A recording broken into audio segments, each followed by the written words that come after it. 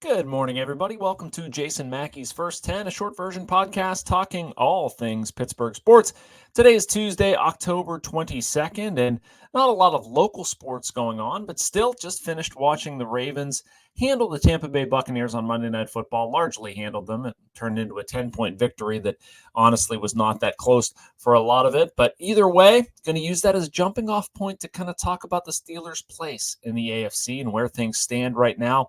And also want to discuss Russell Wilson. I'm not sure I gave that enough attention. I talked about Mike Tomlin's decision, but not necessarily the play of Russell Wilson and how much of a welcome change it was. Also going to get into some Penguins talk a little bit later and talk about some of their defensive struggles and a need for change there. But first, want to remind you that this show is brought to you by Edgar Snyder and Associates. If you're injured in an accident, you're probably wondering what's next. For over 40 years, Edgar Snyder and Associates has helped injury victims answer that question, whether it's gathering evidence, collecting medical records, or dealing with the insurance companies. Edgar Snyder and Associates has helped over 75,000 people handle what's next.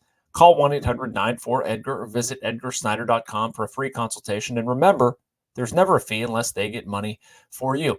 All right, let's get down to it. The Steelers are off to their best start since starting 11-0 in 2020. I'd argue that this feels a little bit more sustainable. I like what I saw from Russell Wilson the other night. As I talked about on Monday's podcast, the defense, we've been through that a lot. Their ability to pressure quarterbacks, the ability to defend the pass, all of that stuff. Again, I just watched the Ravens handle the Tampa Bay Buccaneers, and never going to discredit the Ravens. Lamar Jackson was absolutely outstanding. 17 of 22, 281 and 5, a 158.1 passer rating. Very good. Derrick Henry runs for 169, etc. The Ravens are there. I think the Bills are going to be there. And right now you'll look up and you see the Texans and the Chiefs. But how good can this Steelers season get?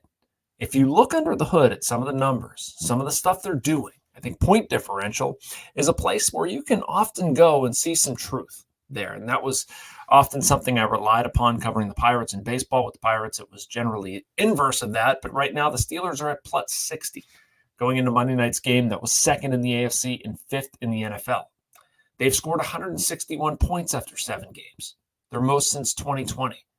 They're running the ball well. 134.1 yards per game. That's 6th in the NFL. That's an offense that is producing enough, and I think an offense that changed drastically with Russell Wilson under center. The defense, meanwhile, again, some numbers to quantify that. It has allowed 101 points, second fewest in the league, along with the 4th fewest yards. That was among teams that had played 7 games entering last night, the Monday night game. 14.4 points per game. Once again, you look at the game against the Jets. You're holding a team to 15 points, especially Aaron Rodgers and some of the weapons they had out wide. What they did to the Jets' running game, which again is very good. The Jets have some flaws. Those 2 areas are not part of them. What does that add up to? You would think very good things, right? Right now we're talking about challenging for the division and certainly talking about a playoff berth. Maybe a playoff win.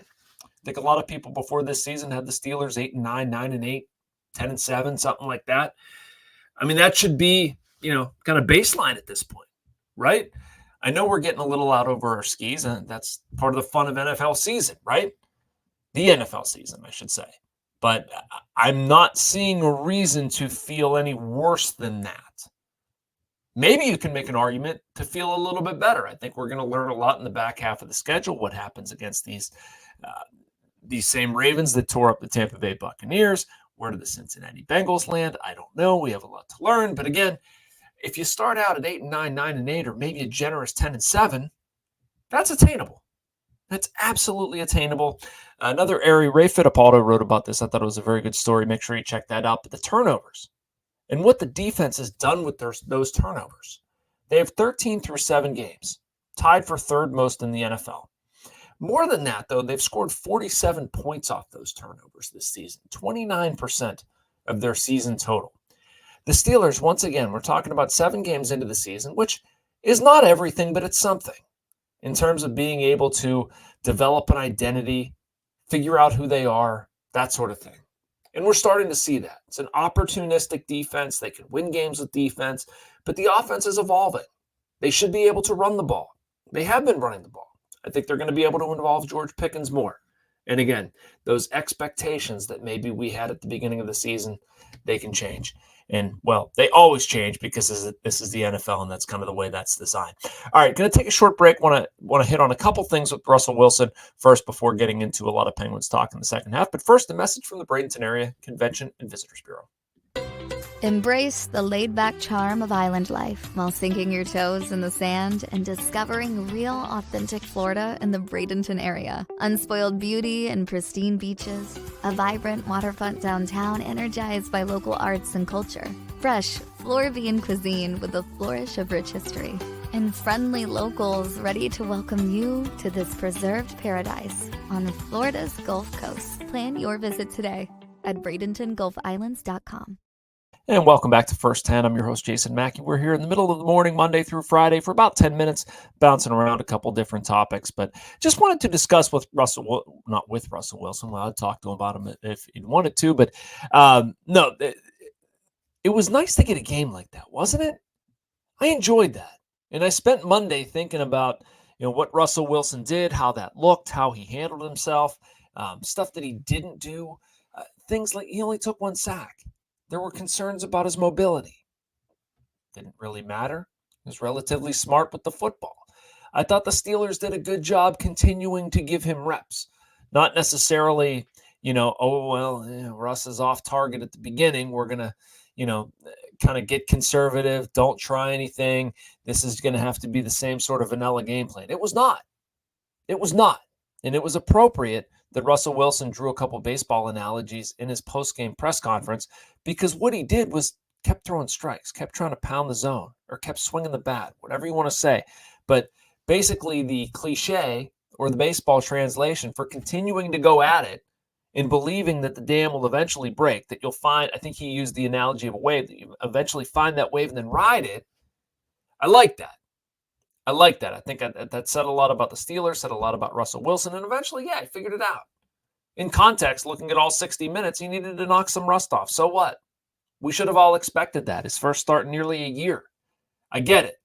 But in the moment, I understand people were upset. I'm just glad they kept at it, didn't change the game plan. All right, let's switch over to Penguins a little bit. They play the Flames tonight, 9:30 local time. It is about time for this team to defend, no? They've scored some. That game Wednesday night, Sidney Crosby, Evgeny Malkin reaching milestones. That's been fantastic. Really like what I've seen from Lars Eller. Kevin Hayes has been good. Matt Wenzel has a story about him at Post-Gazette.com today. The offense has been fine. Not a concern. The defense is really, really worrisome to me. Tristan Jarry has been his own story this season. He hasn't been very, very good. Okay, that's fair. But let's look at the game in front of him. That's a bigger problem. Why are the Penguins not defending?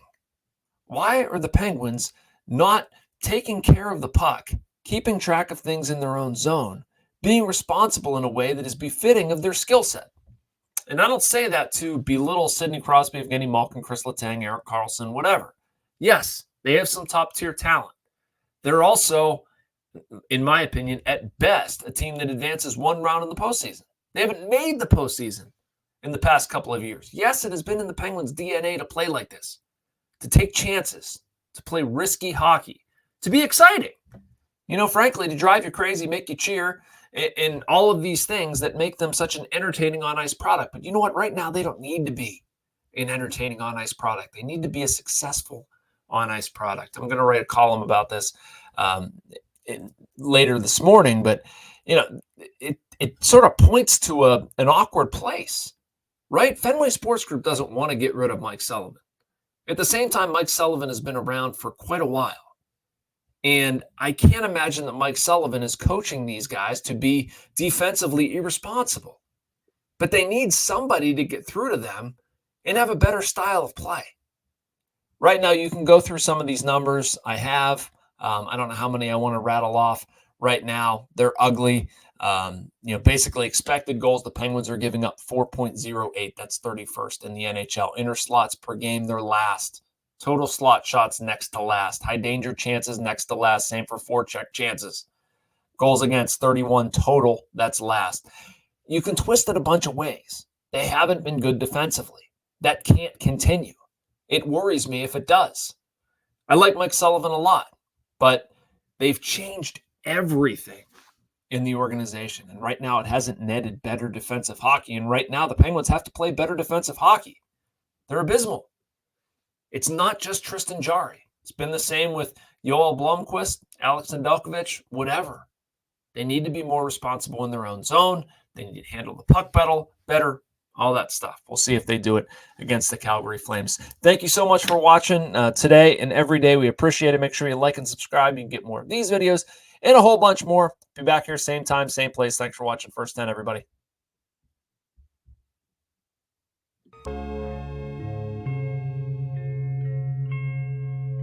Thank you for checking out this content from Post-Gazette Sports. If you watch this video on YouTube, please like the video and subscribe to our channel. For all of the sports coverage the Post-Gazette has to offer, visit post-gazette.com.